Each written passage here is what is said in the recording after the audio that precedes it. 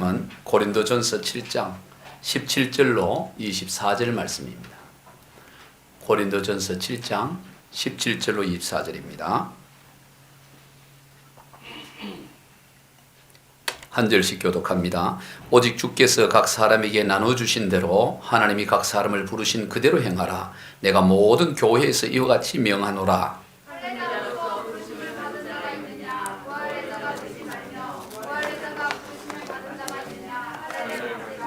할례 받는 것도 아무것도 아니요 할례 받지 아니하는 것도 아무것도 아니로되 오직 하나님의 계명을 지킬 따름이니라. 내가 종으로 있을 때 부르심을 받았느냐 염려하지 말라. 그러나 내가 자유롭게 될 수 있거든 그것을 이용하라.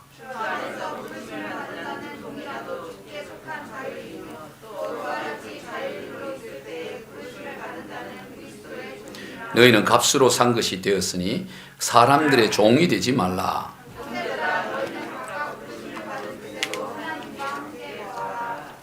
아멘. 할렐루야. 반갑습니다. 오늘 본문의 내용은 지난 시간에 살펴보았던 고린도 교회 성도들이 결혼 문제에 대하여 질문한 것에 대해 사도 바울이 대답한 부분의 연속입니다. 앞서 결혼 생활에 대하여 적용시켰던 원리를 오늘 본문에서는 보다 확장을 시켜서 그리스도인들의 전반적인 삶에까지 다 적용을 시켰습니다. 즉 결혼 생활뿐만 아니라 모든 삶의 영역에서 각자 부르심을 받은 그대로 살라라고 말씀합니다. 오늘 보면 17절과 20절과 24절을 연속해서 읽습니다.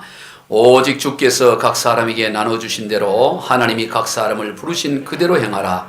내가 모든 교회에서 이와 같이 명하노라. 각 사람은 부르심을 받은 그 부르심 그대로 지내라. 형제들아 너희는 각각 부르심을 받은 그대로 하나님과 함께 거하라. 오늘 본문인 고린도전서 7장 17절부터 24절 총 8구절 안에 무려 3번에 걸쳐서 각 사람은 부르심 받은 그대로 지내라 그렇게 반복해서 말하고 있습니다. 여러분 그리스도인은 각자 부르심을 받은 그대로 지내는 사람이에요. 어떤 사람이라고요? 각자 부르심을 받은 그대로 지내는 사람. 그가 바로 그리스도인입니다. 즉 사람마다 하나님으로부터 각자 부르심을 받은 것들이 있습니다. 그것을 인정하고 받아들여야 합니다. 각자에게 주어진 소명뿐만 아니라 각자가 처한 환경에 대해서도 역시 그러합니다. 오늘 본문의 문맥은 각자가 처한 환경에 대해서 말하고 있습니다. 당시 로마 사회는 귀족과 자유시민 그리고 노예로 구성되어진 그렇게 유지가 되어졌습니다. 그러다 보니 교회 내에서도 여러 신분의 사람들이 뒤섞여 있었습니다. 자유인도 있었고 노예들도 있었고 귀족들도 있었습니다. 심지어 유대인과 이방인이라는 종족적인, 인종적인, 민족적인 구분까지도 있었습니다. 그러한 다양한 사회적 신분으로 인해 교회 내에서 이러저러한 문제가 생겨났던 것입니다. 이에 대해서 오늘 본문에서 사도 바울은 각자가 처한 환경에서 참된 그리스도인으로서 살아가는 그 삶이 중요하다. 그것을 말하고 있습니다. 세속적인 신분을 향상시키는 것이 그리스도인의 삶의 목적이 아니고 각자 주어진 신분과 형편이 어떠하든지 거기에 그것을 받아들이고 그곳에서 그리스도인으로서의 삶을 살아가는 그 자체가 중요하다고 말하는 거예요. 인생 대부분의 시간과 에너지를 사람들은 지금 처한 환경보다 더 나은 삶을 위해서 투자하고 사용을 합니다. 그러나 그리스도인의 삶의 궁극적인 목적은 거기에 있지 않습니다. 오늘보다 더 나은 내일을 위해 살아가는 것이 그리스도인의 삶이 아닙니다. 그리스도의 삶은 미래를 위해서 오늘 참고 사는 것이 아니라 오늘 하나님께서 우리에게 주신 그날을 귀하게 여기고 하루하루 주어진 그날 하나님의 백성다운 그리스도인으로서의 참된 삶을 살아가는 자, 그가 그리스도인인 것입니다. 바울은 오늘 본문에서 그것을 말씀하는 거예요. 그렇다고 해서 더 나은 미래를 위한 헌신과 노력을 금해야 된다는 것은 결코 아니에요. 오늘 보면 21절입니다. 네가 종으로 있을 때 부르심을 받았느냐? 염려하지 말라. 그러나 내가 자유롭게 될 수 있거든 그것을 이용하라. 종으로의 신분이 있다면 거기에서 자유로울 수 있는 그런 환경이 주어진다면 기꺼이 자유인이 되어라는 거죠. 그러나 종의 신분에서 자유인이 되는 것이 인생의 궁극적인 목적이고 그것을 위해 사는 것이 그리스도인의 삶이 아니라는 것입니다. 오늘 본문에서 바울이 경계하고자 하는 것은 그리스도인의 삶은 그저 현재보다 나은 신분을 얻기 위한 노력으로만 이루어져서는 안 된다는 거예요. 그보다 비교할 수 없이 중요한 것이 그리스도인으로 참된 그리스도인으로서의 삶을 살아가는 것입니다. 회장이 되느냐 사장이 되느냐 임원이냐 사원이냐 그리스도인들은 거기에 중점을 두고 살아가는 사람이 아니에요. 굳이 사원에서 과장이 되는 거 거부할 리가 없지요. 아니 할 수 있으면 승진을 해야지요. 또 과장에서 임원이 되고 사장이 되고 회장이 될 수 있으면 되어야죠. 그러나 그 자체가 그게 그리스도인의 목적이 되어지고 거기에 초점을 맞추고 살아가는 삶이 아니라는 거예요. 내가 지금 사원으로 있든지 과장으로 있든지 회장으로 있든지 내 처지가 어디에 있든지 간에 그 상황과 여건을 받아들이고 거기에서 참된 그리스도인으로 삶을 살아가는 것. 마치 빛이 골짜기에 있든지 상중턱에 있든지 산 꼭대기에 있든지 빛은 언제나 빛을 발하는 것처럼 나는 지금 꼭대기에 있으니까 빛을 발하지 않지만 나중에 저 꼭대기에 이르면 그때 내가 빛을 환하게 발할 거야. 지금은 참을 거야. 그런 것이 그리스도인의 삶이 아니라는 거예요. 빛은 골짜기에 있든지 중턱에 있든지 꼭대기에 있든지 언제나 동일하게 그 빛을 발하는 것이죠. 오늘 본문에서 사도 바울은 그것을 강조하는 것입니다. 어떤 형편에 처해 있든지 거기서 참된 그리스도인으로서의 삶을 살아가는 것, 그것이 더욱 중요하다라는 것입니다. 오늘 여러분이 처해진 상황을 감사함으로 받아들이며 거기에서 하나님께서 맡긴 사명, 부르심에 맞게 살아가야 돼요. 그게 그 어떤 것보다 귀한 것입니다. 이런 이야기가 있어요. 이솝 우화에 나오는 이야기입니다. 개구리와 항소라는 이야기. 아마 들어보신 분들이 있을 겁니다. 어린 연못에 개구리 식구들이 살고 있었는데 이 아기 개구리들이 자기들끼리 연못을 나와 풀밭에서 뛰어놀고 있었습니다. 그 풀밭에서 뛰어놀고 있는데 큰 황소가 거기를 지나가는 거예요. 깜짝 놀란 아기 개구리들이 빨리 뛰어서 연못 속으로 뛰어들어가서 아빠 개구리한테 간 거예요. 아빠 저 풀밭에 놀고 있는데요. 엄청 큰 그 짐승이 생전 처음 보는 그 짐승이 지나가는데 깜짝 놀라서 얼마나 큰지 몰라. 그러니까 아빠 개구리가 얼마나 큰데 이만큼 커 하면서 자기 배를 내밀었어요. 아니야 아빠 그 정도가 아니야. 그보다 훨씬 커. 그럼 이만큼 하고 더 힘을 줘서 그렇게 배를 내밀어요. 그랬더니 아기 개구들이 그거 갖고 안 돼. 그런 일을 계속 반복하다 보니까 마지막으로 숨을 힘껏 들어 마시면서 온 힘을 다해 배를 크게 보이면서 이만큼 이랬던 순간 어떻게 됐을까요? 아이고 그래요. 터져버렸어요. 터져서 그 개구리가 죽었다. 그런 얘기였어요. 여러분 개구리는 얼마만큼 큰 것이 좋을까요? 개구리는 개구리만큼 크는 게 좋습니다. 개구리는 개구리로 사는 것이 가장 좋습니다. 개구리가 황소만큼 클 필요도 없고 또 그렇게 될 수도 없죠. 설령 그렇게 된다면 그것은 개구리가 아니고 괴물이 되는 것입니다. 개구리는 개구리 모양으로 개구리 크기만큼 크고 개구리처럼 사는 게 가장 복되고 가장 좋은 것이죠. 오늘 우리 인생도 마찬가지입니다. 하나님께서 각자 부르신 그 부르심에 맞게 살아가는 것이 가장 좋은 것입니다. 각자의 부르심에 거기에 맞도록 우리가 살아가야 되는 거예요. 오늘 본문에서 사도 바울은 할례와 무할례 그리고 자유인과 종이라는 두 가지 예를 들어서 각자 부르심을 받을 대로 살아갈 것을 권면하고 있습니다.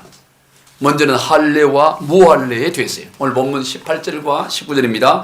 할례자로서 부르심을 받은 자가 있느냐 무할례자가 되지 말며 무할례자로 부르심을 받은 자가 있느냐 할례를 받지 말라.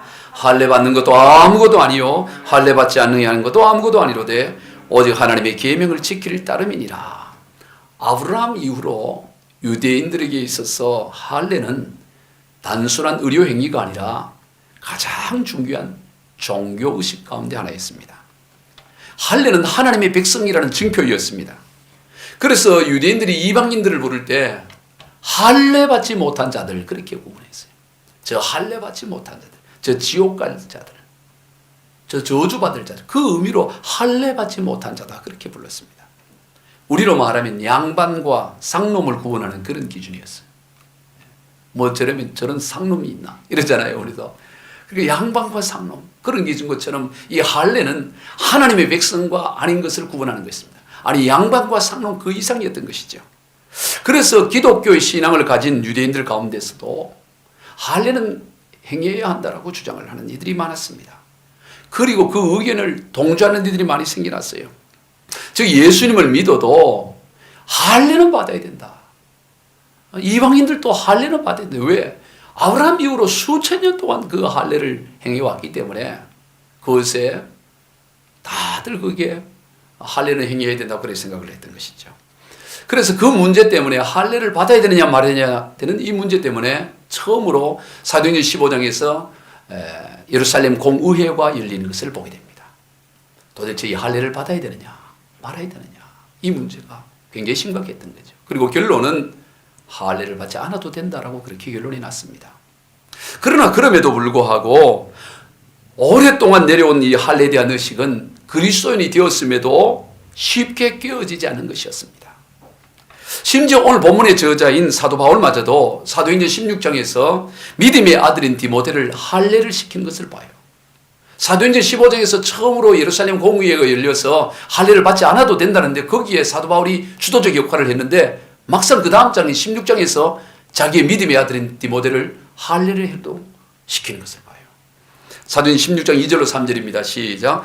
디모데는 루스드라와 이고니온에 있는 형제들에게 칭찬받는 자니 바울이 그를 데리고 떠나고자 할새 그 지역에 있는 유대인으로 말미암아 그를 데려다가 할례를 행하니 이는 그 사람들이 그의 아버지는 헬라인인 줄 다 알미르라. 이 믿음의 아들 디모데는 아버지가 헬라인이었고 어머니가 유대인이었습니다. 당시 유대법에 따르면 어머니가 유대인이면 아버지가 어떤 이방인이든 그 아들은 유대인이 되었습니다. 목의 중심이었어요. 어머니의 혈통을 따라 유대인이 되어지는 거죠. 그런데 바로 이 디모데는 어머니는 유대인이었지만 아버지는 헬라인이었는데 문제는 그 유대인이 되면 반드시 할례를 행해야 되는데 디모데가 할례를 행하지 않고 있었던 거죠. 그런 경우는 그 정통 유대인으로 인정을 하지 않았던 것입니다. 변절한 유대인으로 해서 할례를 행하지 않는 그런 변절한 유대인은 회당이나 성전에 들어갈 수가 없었어요. 그래서 사도 바울은 유대인들에게 복음을 전하려면 회당을 들어가야 되고 성전에 들어가야 되기 때문에 바로 이 디모데로 하여금 할례를 행하도록 하기 위해서 복음을 전하는데 장애거리가 되지 않도록 하고자 했던 것이죠. 고린도전서 9장 19절로 20절입니다. 시작. 내가 모든 사람이 있어 자유로우나 스스로 모든 사람에게 종이 된 것은 더 많은 사람을 얻고자 함이라. 유대인들에게 내가 유대인같이 된 것은 유대인을 얻고자 함이요. 이 유대인처럼 그렇게 행동을 하는 것이죠. 왜? 유대인들을 구원하기 위해서. 할례를 받느냐 안 받느냐는 바울에게는 중요하지 않았습니다. 할례를 받을 필요가 아무것도 없었어요. 그럼에도 불구하고 유대인을 얻기 위한데 할례를 받는 것이 도움이 된다면 기꺼이 그 일을 행했던 것을 보게 되는 것이죠. 그러나 구원의 본질에 있어서는 이 할례를 행하는 것은 아무 의미가 없다고 오늘 본문은 강조하고 있죠. 오늘 본문 18절과 19절을 다시 읽습니다. 시작. 할례자로서 부르심을 받은 자가 있느냐? 무할례자가 되지 말며 무할례자로 부르심을 받은 자가 있느냐? 할례를 받지 말라. 할례 받는 것도 아무것도 아니요 할례 받지 아니하는 것도 아무것도 아니로되 오직 하나님의 계명을 지킬 따름이니라. 바울은 할례를 받는 게 아무 의미가 없다는 거예요. 유대인들은 그렇게 목숨보다 귀하게 여겼던 그 종교의식이었는데 이건 아무것도 아니라는 거예요. 우리도 이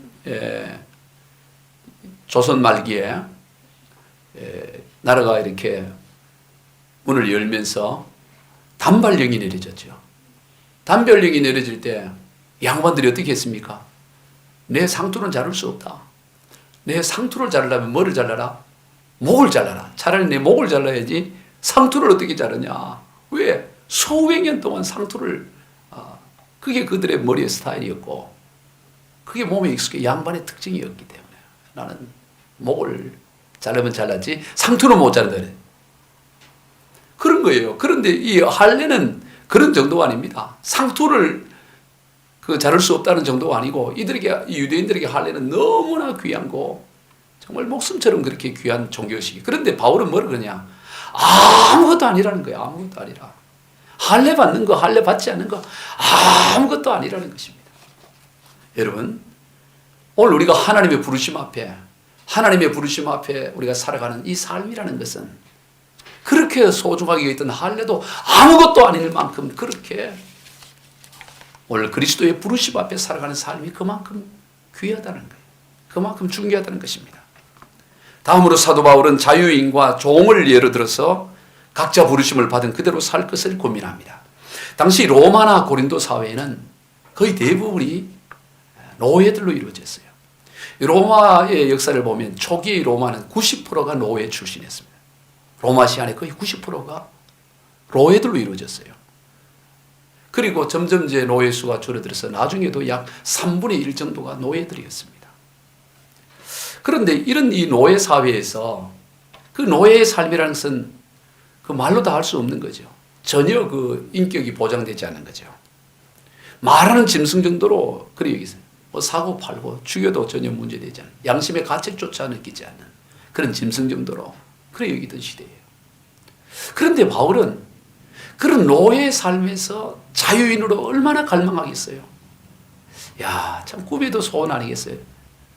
그 짐승처럼 여기고 가족을 가족이라고 할 수 없고 그렇게 다 불불이 흩어지고 죽고 그 얼마나 갈망하겠습니까?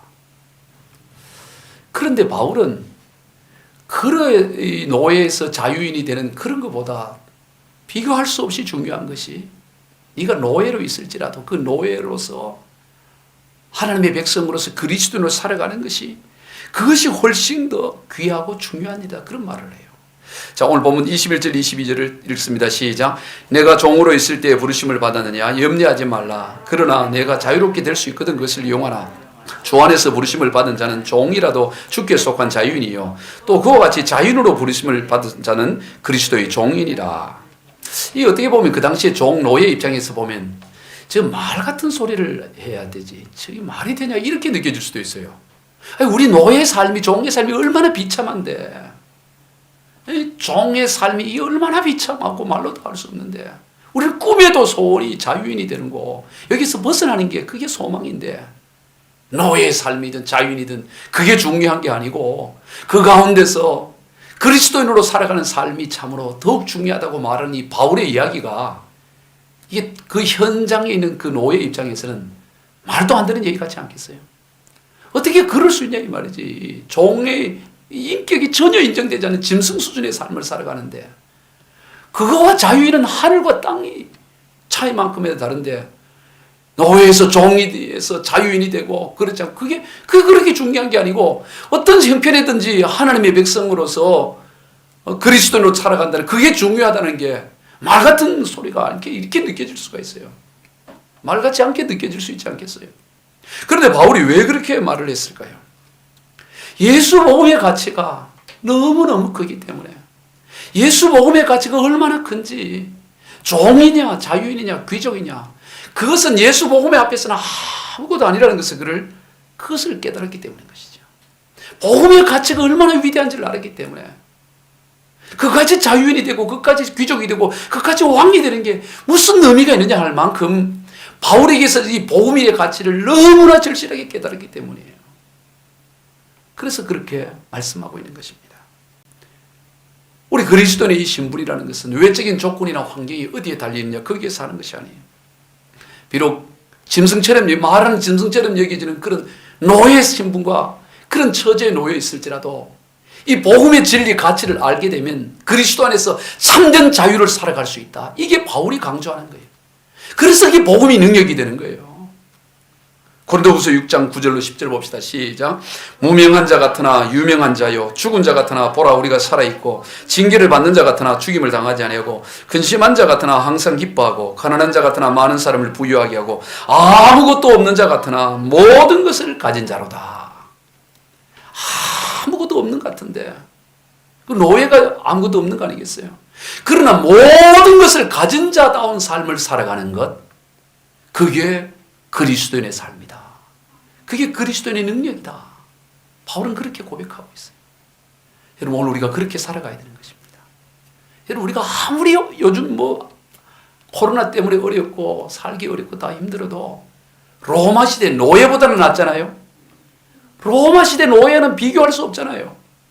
로마 시대 노예가 자유인이 되는 건 얼마나 갈망하겠어요. 죽어도 소원이 꿈이 자유인 되는 거 아니겠어요. 내가 노예면 내 아들도 노예고 함께 살 수도 없고 그냥 죽여도 어쩔 수 없고 그런 이 노예 신분에서 자유인이 되는 그 간절함이 얼마나 크겠어요. 우리가 아무리 어려도 그 시대의 노예와는 비교할 수 없잖아요. 그런데 바울은 그런 노예 상태 가운데 아무것도 없는 자 같을지라도 그럴지라도 거기에서 모든 것을 가진 자다운 삶을 살아가는 것이 그리스도인의 참된 능력이라고 말씀하는 거예요. 이게 바로 예수 복음의 능력인 것입니다. 왜 그렇습니까? 그리스도 안에 모든 것이 있기 때문인 것입니다.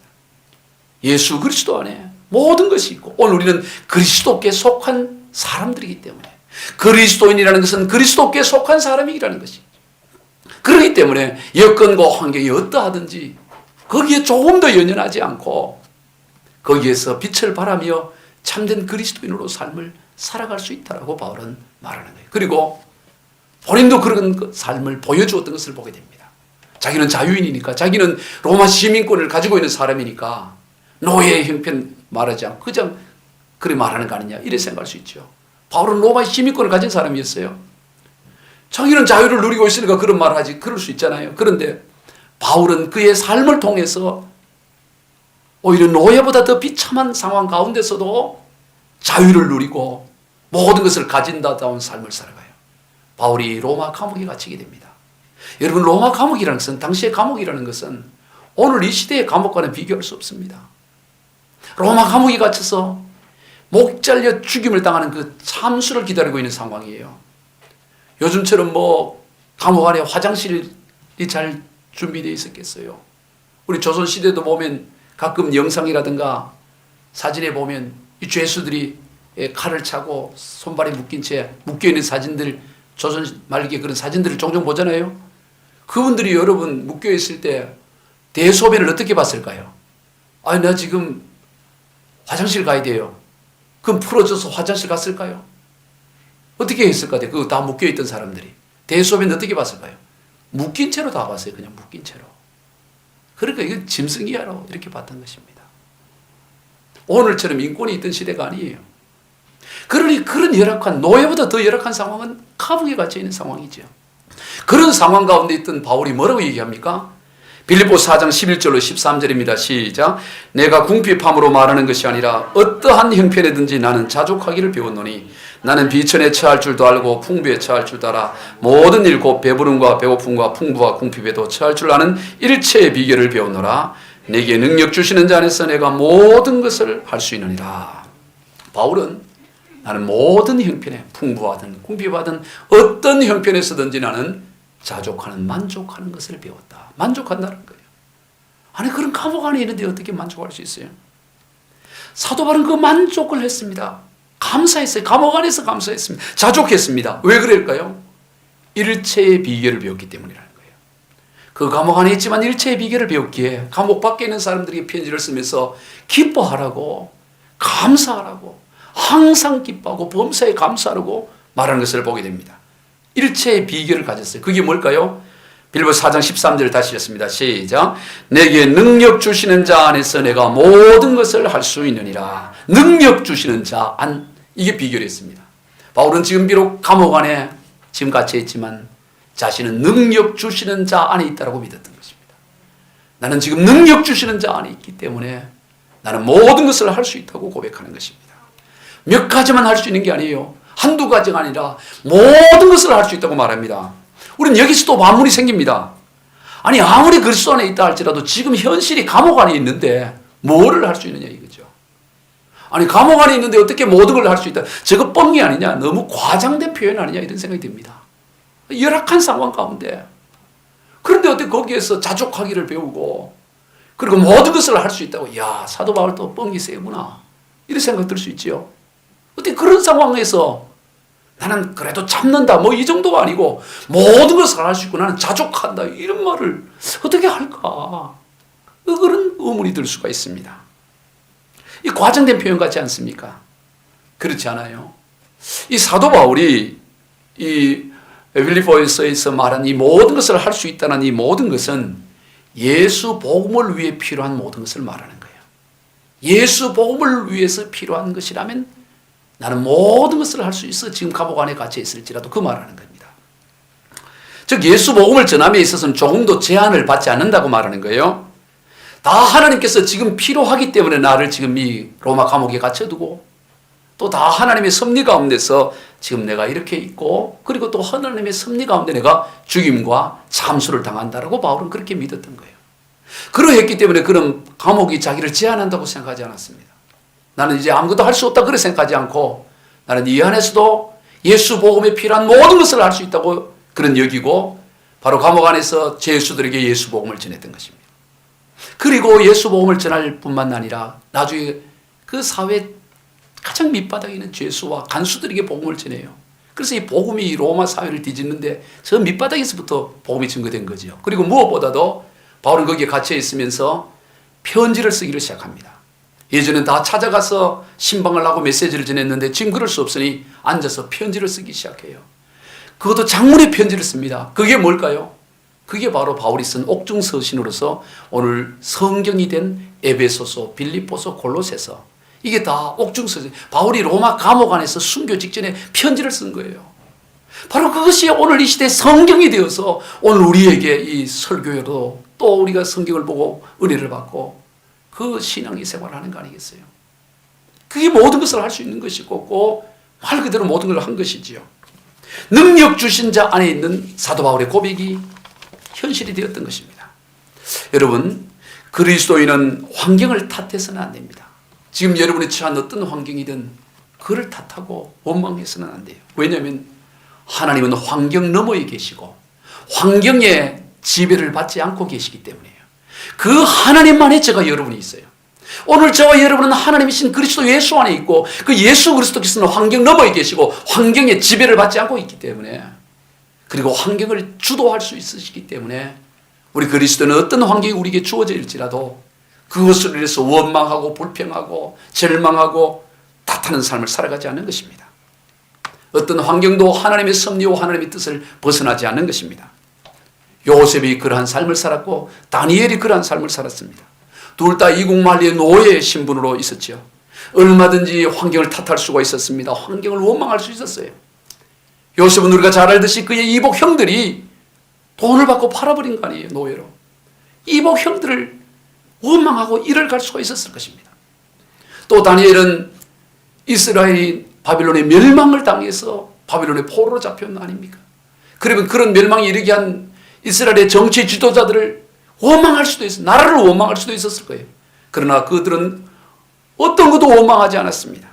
그들의 처한 환경을 탓하거나 절망하지 않고 분노하지 않고 그들의 주어진 상황 가운데서 하나님 백성다운 삶을 살아갔던 것을 보게 되는 것입니다. 문제나 환경에 종이 되지 않고 그 여건과 그 환경 또한 하나님의 섭리 가운데 있음을 믿고 거기에서 하나님의 백성으로서의 하나님의 사람으로서의 빛을 바라며 살아갔던 것을 우리가 보게 되는 거예요. 그리스도의 삶이 바로 그런 것입니다. 그것이야말로 참된 능력이에요. 환경에 지배당하지 않는 능력. 이게 참 그리스도인의 능력인 것입니다. 귀천이라는 시로 유명한 천상병 시인이라고 있습니다. 이 귀천이라는 시는 제가 장례식 때 거의 빠지지 않고 꼭 이렇게 인용하는 시죠. 그 귀천의 시 끝부분이 보면 나 하늘로 돌아가리라. 아름다운 이 세상 소풍 끝내는 날 가서 아름다웠더라고 말하리라. 그렇게 귀천이라는 말 자체가 돌아갈 귀자 하늘천이니까 내가 하늘나라로 돌아가면 가서 이 세상 소풍이 참 아름다웠더라고. 아름다운 이 세상 소풍 끝나는 날 가서 아름다웠더라고 내가 말할 거다. 그런 시를 썼어요. 그러면 우리 생각에는 이 천상병 시인은 야 인생이 참 희희낙락할 만한 좋은 환경 가운데 살았겠구나 이런 생각이 들 수가 있잖아요. 참 소풍같이 즐겁게 인생 살다가 간 사람이겠구나 이렇게 생각할 수 있어요. 그런데 전혀 우리의 생각하는 반대입니다.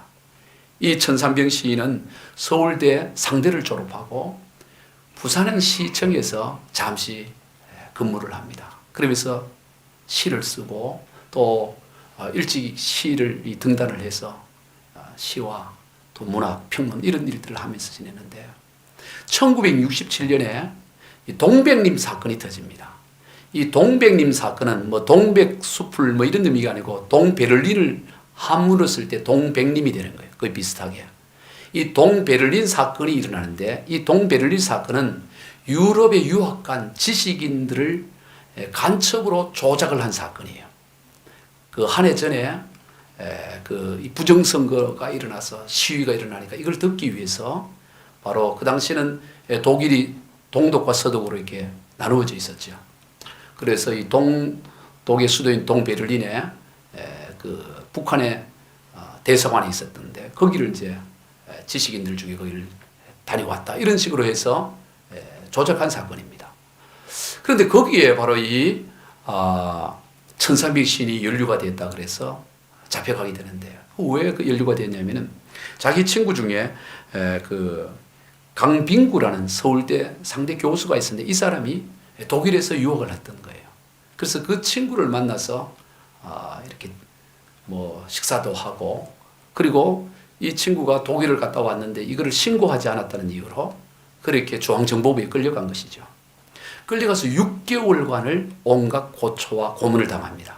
정기 고문을 3번을 당하고 얼마나 맞고 그랬던지 6개월 만에 풀려났는데 정신 이상자가 됐어요.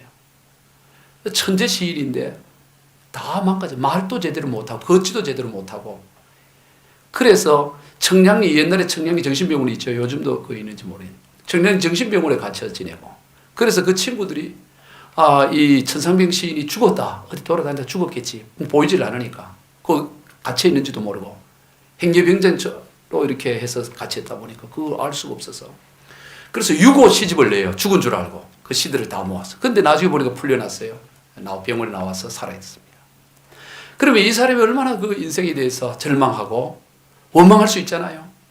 근데 워낙 이 시를 잘 쓰고 뛰어난 인물이다. 그러게 문순옥이라는 여인이 이 사람과 결혼을 해요. 천삼백 시인이 40살에 늦게 결혼을 합니다. 그러나 고문으로 인해서 자식을 낳을 수가 없게 되었어요. 그런데 그런 인생의 삶을 살다가 1993년에 생을 마감합니다. 그러니까 그 인생이 얼마나 그 원망하고 정부를 탓하고 군사 독재를 막 비난하고 그럴 수도 있잖아요. 그런데 천삼백 시인은 단 한 번도 박정희 정부를 탓하거나 군사 독재를 원망하거나 그러지를 않았어요. 그는 뭐라고 그 인생을 하느냐 하면은 그가 신앙생활을 아주 하나님을 잘 믿었는데 그가 쓴 행복이라는 시가 있어요. 행복이라는 시. 한번 행복이라는 시를 우리 같이 한번 읽어보겠습니다. 시작. 나는 세계에서 제일 행복한 사나이다. 아내가 찻집을 경영해서 생활에 걱정이 없고 대학을 다녔으니 배움에 부족도 없고 시인이니 명예욕도 충분하고 이쁜 아내니 여자 생각도 없고 아이가 없으니 뒤를 걱정할 필요도 없고 집도 있으니 얼마나 편안한가. 막걸리를 좋아하는데 아내가 다 사주니 무슨 불평이 있겠는가. 더구나 하나님을 굳게 믿으니 이 우주에서 가장 강력한 분이 나의 빼기시니 무슨 불행이 온단 말인가. 야, 참 놀라운 시잖아요. 이 부인 문순옥 여사가 인사동에서 이 귀천이라는 카페를 했어요. 카페를 하면서 거기서 이제 돈을 벌어서 이 천삼백 시인을 다 뒷바라지하고 거기에 이제 유명한 인들이 거기 와서 정치를 논하기도 하고 그런 일을 했습니다. 제가 그 김동일 교수가 그 이 천삼병 시인에 대해서 인터뷰한 내용을 봤는데 천삼병 시인은 1930년 출생이고 그 김동일 교수는 1928년 출생이에요. 2살 위죠. 그 김동일 교수 자택에도 천삼병 시인이 몇 번 왔었는데 자기는 한 번도 천삼병 시인이 그 당시에 김동일 교수도 민주화 운동하고 그랬잖아요. 한 번도 정권을 비난하거나 욕하는 걸 못 들었대요. 오히려 감동을 받았대요. 그 인터뷰하는 얘기를 들었어요. 여러분 우리 그리스도인의 참된 능력이 여기에 있지 않나 싶어요. 물론 우리가 그런 민주화 운동 하지 말아야 되느냐? 아니죠. 그 사명이 있으면 해야 되죠. 옳지 않은 것은 옳지 않다고 얘기해야 되죠. 그러나 무엇을 하든 간에 우리의 삶의 기본 바탕이 우리의 어떤 형편이든지 하나님을 믿음으로 말미암아 그 상황 가운데 절망하지 않고 원망하지 않고 항상 기뻐하고 감사할 수 있는 인생. 그게 그리스도의 능력입니다. 이 마지막 구절에 이분이 막걸리를 그렇게 좋아했대. 막걸리를 그렇게 좋아했어. 김동일 교수는 집에 온갖 그 좋은 술들이 들어오면 그걸 이제 이 천삼백 시인에게 주었대요. 줬더니 나중에 만났는데 얘기를 하더래요. 그 술을 부인이 빼앗아 가서 그걸 갖고 팔아가지고 막걸리 사준다고 그러더래요. 그렇게 해서 그 막걸리 한 잔으로도 인생을 갑자기 막걸리 그 노래가 기억이 나는데 그 누구지요? 그 아무 상관이 없는 겁니다. 그래 하여튼 그것으로 행복하며 살아갔던 인생 아니에요. 여러분 우리 그리스도인은 감사해야 됩니다. 환경에 지배받는 게 아니에요. 환경을 저주하고 인생을 탓하고 누구를 원망하고 이를 갈고 그래 인생 한 인생 짧은 인생 가기 너무 억울한 거 아니겠어요? 어떤 형편에든 거기에 누이거나 매이거나 묶이지 않고 언제나 감사할 수 있는 인생. 여러분 그리스도인이 누구입니까? 그리스도인은 하나님의 몸값으로 사신 바 된 사람이에요. 오늘 보면 23절입니다. 시작. 너희는 값으로 사신 것이니 사람들의 종이 되지 말라. 오늘 저와 여러분은 값으로 이 값이 무슨 값이에요? 너희는 값으로 이 값은 바로 몸값이에요. 누구 몸값입니까? 하나님의 몸값입니다. 근본 하나님이신 예수 그리스도의 몸값으로 샀어요. 여러분 하나님의 몸값이 얼마나 비싸겠어요? 하나님 몸값이. 지금 이란에 지금 뭐 이렇게 배가 지금 억류가 돼서 정부에서 가고 이러잖아요. 또 가끔 예멘에 또 이렇게 억류되기도 하잖아요. 그럴 때 몸값이 오고 하지 않습니까? 그러면 하나님의 몸값은 얼마를 지불해야 될까? 하나님 몸값. 예수 그리스도의 몸값이 얼마나 굉장하겠어요? 온 우주를 다 판들 예수 그리스도의 몸값의 일부라도 감당할 수 있겠어요? 그런데 그 몸값으로 저와 여러분을 샀다 이 말이에요. 어마어마한 몸값을 지불하고 저와 여러분을 산 겁니다. 그러니 우리의 삶이 어떻게 해야 되겠습니까? 하나님의 몸값으로 산 인생이 어떻게 사람의 종이 될 수 있고 하나님의 몸값으로 산 인생이 어떻게 인생과 돈의 종이 되고 환경의 종이 되고 그렇게 살아갈 수 있겠냐 이 말이에요. 오늘 보면 24절입니다. 시작. 형제들아 너희는 각각 부르심을 받은 그대로 하나님과 함께 거하라. 그리스도의 삶은 각각 부르심을 하나님의 부르심을 받은 그대로 하나님과 함께 거하는 삶이 그리스도인의 삶인 것입니다. 중요한 것은 하나님과 함께 거하는 삶입니다. 하나님께서 맡긴 사명을 이루어가는 삶, 그 크기와 상관없이 하나님이 맡기신 일, 하나님의 부르심에 맞게 그렇게 살아가는 그것이 그리스도인의 삶이에요. 예레미야 45장에서 하나님께서는 예레미야 선지자를 통해서 예레미야의 동역자인 바룩에 대한 말씀을 줍니다. 이 바룩은 예레미야에게 임한 하나님의 말씀을 받아서 적는 예레미야 선지자의 개인 서기관이었어요. 예레미야가 불러주면 그것을 다 일일이 기록해서 그게 예레미야서예요. 예레미야서는 예레미야가 불러준 것을 받아 바룩이 쓴 것입니다. 그러니까 바룩은 어떻게 보면 오늘 우리로 말하면 개인 비슷한 일이에요. 그냥 말씀만 받아 기록하는 것이 아니고 받아 쓴 그 말씀을 백성들에게 전하기도 합니다. 예레미야가 옥에 갇힐 때는 바룩이 그것을 증거하고 선포하기도 해요. 그리고 또 하나님께서 예레미야를 대신해서 아나도스의 밭을 사라 그러면 그걸 또 가서 대신사. 즉 이 바룩은 예레미야 선지자의 개인 서기관이면서 비서와 같은 그런 일들을 했습니다. 그런데 그 예레미야에게 임한 하나님의 말씀은 뭐 축복이나 이런 메시지가 아니라 이제 이 이스라엘 유대 땅은 망하게 된다. 바벨론에 의해서 처참하게 망한다. 죽임을 당한다. 그런 이 선포의 말씀이었어요. 그러니까 그걸 왕이나 귀족들과 정치 지도자뿐만 아니라 누구도 그 말씀을 좋아하지 않았습니다. 아무도 그 말씀에 대해서 거부감을 다 가지는 거죠. 그러다 보니까 어려우면 선지자 예레미야는 어려움 당하는 건 당연하지만 이 바룩도 역시 어려움을 당하는 거예요. 그러나 이 예레미야 선지자는 뭐 자기가 선지자니까 그런다 치지만 이 그 비서와 갖고 어떻게 보면 조연급이잖아요. 그런 이 바룩의 입장에서는 내가 지금 뭐 하고 있나 이 말이지 나. 내가 지금 이러려고 내가 이 글을 공부했나 뭐 이런 의구심이 생길 수도 있었을 것입니다. 그래서 바룩이 한 번은 뭐 한 번 그런지 여러 번 그런지 모르지만 하나님 내 고통이 너무 심합니다. 하나님께서는 나의 고통에 슬픔을 더하셨습니다. 나는 이제 꼼짝없이 죽게 되었습니다. 나는 이제 기진맥진했고 마음의 평안도 없고 막 하면서 자기 신세를 한탄을 합니다. 그걸 하나님 다 듣고 있었어요. 그러자 하나님께서 그 예레미야 선지자를 통해서 그 말을 다시 얘기하면서 보라 나는 내가 세운 것을 헐기도 하고 또 내가 심은 것을 뽑기도 하는 네가 내다. 나는 세상을 주관하는 자다. 그러면서 그 바룩에게 말을 전해라 하면서 하는데, 예레미야 45장 3절 5절까지를 한번 읽어봅니다. 시작. 내가 일찍이 말하기를 화로다. 여호와께서 나의 고통에 슬픔을 다하셨으니 나는 나의 탄식으로 피곤하여 평안을 찾지 못하도다. 너는 그에게 이르라. 여호와께서 이와 같이 말씀하시기를 보라. 나는 내가 세운 것을 헐기도 하며 내가 심은 것을 뽑기도 하나니 온 땅에 그리하겠거늘 네가 나를 위하여 큰 일을 찾느냐. 그것을 찾지 말라. 보라, 내가 모든 육체에 재난을 내리라. 그러나 내가 가는 모든 곳에서는 내가 네게 내 생명을 노량물 줍듯 하리라. 여호와의 말씀이니라. 이 뭔 얘기입니까? 지금 이 바룩이 인생을 한탄하고 절망하고 있는데, 야 바룩아, 나는 심기도 하고 뽑기도 해. 나는 세우기도 하고 헐기도 하는 네가 여호와 하나님 나야. 내가 역사를 주관해. 그런데 너 인생 그렇게 탓하고 원망하지 마. 너 무슨 큰일을 하려고 하지 마. 이 5절 한번 보세요. 예레미야 45장 5절. 네가 너를 위하여 큰일을 찾느냐. 그것을 찾지 말라. 이 바룩은 이런 받아 쓰고 이런 일을 하지 말고 나도 뭔가 좀 큰일을 하고 싶다 이거죠. 근데 하나님 뭐라 그래요? 야, 너 큰일 찾느냐? 찾지 마. 큰일이 어디 있어? 너가 너를 위해 큰일을 하려고 하지 마. 여러분 인생들이 보면 큰일을 하려고 해요. 뭔가 큰일을 하려고. 하나님 말합니다. 네가 너를 위해 큰일을 하려고 하지 말아라. 큰일이 뭐예요? 뭐가 큰일일까요? 여러분, 크신 하나님께서 맡기신 일이 큰일이에요. 아멘. 크신 하나님께서 맡기신 일이 그게 큰일입니다.